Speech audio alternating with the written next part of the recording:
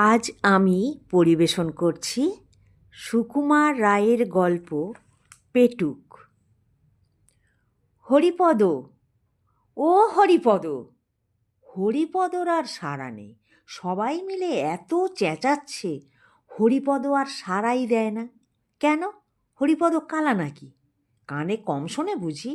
না, কম শুনবে কেন? বেশ দিব্যি পরিষ্কার শুনতে পায়। তবে হরিপদ কি বাড়ি নেই? তা কেন? হরিপদর মুখ ভরা ক্ষীরের লাড়ু, ফেলতেও পারে না, গিলতেও পারে না। কথা বলবে কি করে? আবার ডাক শুনে ছুটে আসতেও পারে না, তাহলে ধরা পড়ে যাবে। তাই সে তাড়াতাড়ি লাড়ু গিলছে আর জল খাচ্ছে। আর যতই গিলতে চাচ্ছে ততই গলার মধ্যে লাড়ুগুলো আঠার মতো আটকে যাচ্ছে। বিষম খাওয়ার জোগাড় আর কি। এটা কিন্তু হরিপদর ভারী বদঅভ্যেস। এর জন্য কত ধমক, কত শাসন, কত শাস্তি, কত সাজাই সে পেয়েছে। তবু তারা আক্কেল হয় না। তবু সে লুকিয়ে চুরিয়ে পেটুকের মতো খাবেই। যেমন হরিপদ, তেমন তার ছোট ভাইটি। এদিকে পেট রোগা, দুদিন অন্তর অসুখ লেগেই আছে। তবু হ্যাংলামি তাদের আর যায় না। যেদিন শাস্তিটা একটু শক্ত রকমের হয়, তারপর কয়েকদিন ধরে প্রতিজ্ঞা থাকে, এমন কাজ আর করব না।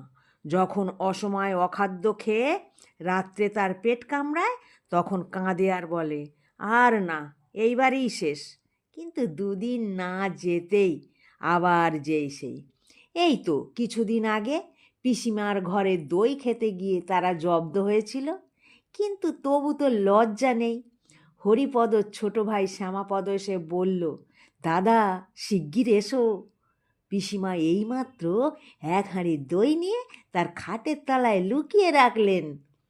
দাদাকে এত ব্যস্ত হয়ে খবরটা দেবার অর্থ এই যে, পিসিমার ঘরের যে শিকল দেওয়া থাকে, শ্যামাপদ সেটা হাতে নাগাল পায় না। তাই দাদার সাহায্য দরকার হয়। দাদা এসে আস্তে আস্তে শিকলটা খুলে আগেই তাড়াতাড়ি গিয়ে খাটের তলায় দইয়ের হাঁড়ি থেকে এক খাবল তুলে নিয়ে খপ করে মুখে দিয়েছে। মুখে দিয়েই চিৎকার। কথায় বলে ষাঁড়ের মতো চেঁচাচ্ছে, কিন্তু হরিপদ চেঁচানো তার চাইতেও সাংঘাতিক। চিৎকার শুনে মা, মাসি, দিদি, পিসি যে যেখানে ছিলেন সব কি হলো বলে দৌড়ে এলেন। শ্যামাপদ বুদ্ধিমান ছেলে, সে দাদার চিৎকারের নমুনা শুনে দৌড়ে ঘোষেদের পাড়ায় গিয়ে হাজির।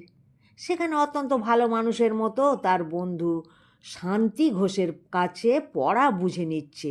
এদিকে হরিপদর অবস্থা দেখে পিসিমা বুঝেছেন যে হরিপদ দই ভেবে তার চুনের হাঁড়ি চেখে বসেছে। তারপর হরিপদর যা সাজা, এক সপ্তাহ ধরে সে না পারে চিবোতে, না পারে গিলতে। তার খাওয়া নিয়ে এক মহা হাঙ্গামা। কিন্তু তবু তো তার লজ্জা নেই। আজ আবার লুকিয়ে কোথায় লাড়ু খেতে গিয়েছে। ওদিকে মামা তো ডেকে ডেকে সারা। খানিক বাদে মুখ ধুয়ে মুছে হরিপদ ভালো মানুষের মতো এসে হাজির। হরিপদর বড় মামা বললেন, কী রে, এতক্ষণ কোথায় ছিলি? হরিপদ বলল, এই তো উপরে ছিলাম। তবে আমরা এত চেঁচাচ্ছিলাম, তুই জবাব দিচ্ছিলি না যে? হরিপদ মাথা চুলকাতে চুলকাতে বলল, আগে জল খাচ্ছিলাম কি না? শুধু জল, না কিছু স্থলও ছিল?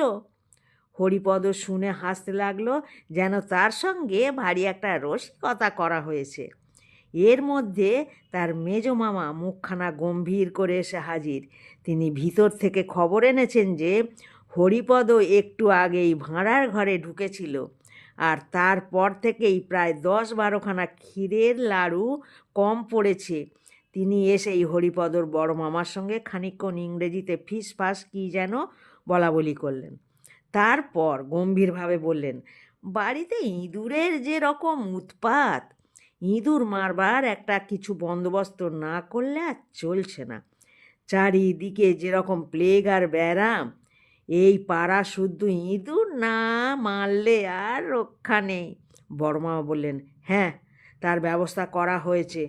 দিদিকে বলেছি সেঁকো বিষ দিয়ে লাড়ু পাকাতে, সেইগুলো একবার ছড়িয়ে দিলেই ইঁদুরের বংশ নির্বংশ হবে। হরিপদ জিজ্ঞাসা করলো, লাড়ু কবে পাকানো হবে? বড় মামা বললেন, সে এতক্ষণে হয়ে গেছে। সকালেই টেপিকে দেখছিলাম এক থাল ক্ষীর নিয়ে দিদির সঙ্গে লাড়ু পাকাতে বসেছে। হরিপদর মুখখানা আমশির মতো শুকিয়ে এলো। সে খানিকটা ঢোক গিলে বলল, সেঁকো বিষ খেলে কি হয় বড় মামা? হবে আবার কি, ইঁদুরগুলো মারা পড়ে, এই হয়। আর যদি মানুষ এই লাড়ু খেয়ে ফেলে, তাই একটু আধটু যদি খায়, তাহলে নাও মরতে পারে।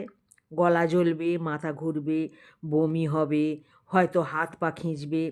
আর যদি একেবারে 11টা লাড়ু খেয়ে ফেলে, বলে হরিপদ ভ্যাঁ করে কেঁদে ফেলল।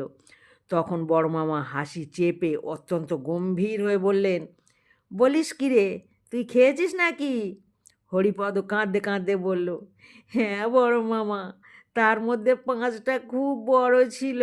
তুমি শিগগির ডাক্তার ডাকো বড় মামা, আমার কীরকম গা ঝিমঝিম আর বমি বমি করছে। মেজমামা দৌড়ে গিয়ে তার বন্ধু রমেশ ডাক্তারকে পাশের বাড়ি থেকে ডেকে আনলেন। তিনি প্রথমেই খুব একটা কড়া রকমের তেতো ওষুধ হরিপদকে খাইয়ে দিলেন। তারপর তাকে কি একটা শুঁকতে দিলেন। তার এমন ঝাঁজ যে বেচারা 2 চোখ দিয়ে দরদর করে জল পড়তে লাগলো। তারপর তারা সবাই মিলে লেপ কম্বল চাপা দিয়ে তাকে ঘামিয়ে অস্থির করে তুললেন। তারপর একটা ভয়ানক উৎকট ওষুধ খাওয়ানো হলো। সে এমন বিস্বাদ আর এমন দুর্গন্ধ যে খেয়েই হরিপদ ওয়াক ওয়াক করে বমি করতে লাগলো। তারপর ডাক্তার তার পথ্যের ব্যবস্থা করে গেলেন। 3 দিন সে বিছানা ছেড়ে উঠতে পারবে না, চিরতার জল আর সাগু খেয়ে থাকবে। হরিপদ বলল, আমি উপরে মার কাছে যাব। ডাক্তার বললেন, না, যতক্ষণ বাঁচবার আশা আছে ততক্ষণ নাড়াচাড়া করা যাবে না, ও আপনাদের এখানেই থাকবে। বড় মামা বললেন, হ্যাঁ, মার কাছে যাবে না, আর কিছু মাকে এখন ভাবিয়ে তুলবে না। মাকে ভাবিয়ে তুলে তোমার কী লাভ? তাকে এখন খবর দেওয়ার কিছু দরকার নেই। 3 দিন পরে যখন সে ছাড়া পেল, তখন হরিপদ আর সেই হরিপদ নেই। সে একেবারে বদলে গেছে। তার বাড়ির লোকে সবাই জানে হরিপদর ভারী ব্যায়াম হয়েছিল। তার মা জানেন যে বেশি পিঠে খেয়েছিল বলে হরিপদর পেটের অসুখ হয়েছিল। হরিপদ জানে সেঁকো বিষ খেয়ে সে আরেকটু হলেই মারা যাচ্ছিল। কিন্তু আসল ব্যাপারটা যে কী, তা জানেন কেবল হরিপদর বড় মামা আর মেজ মামা, আর জানেন রমেশ ডাক্তার, আর এখন জানলে তোমরা, যারাই এই গল্প শুনছো।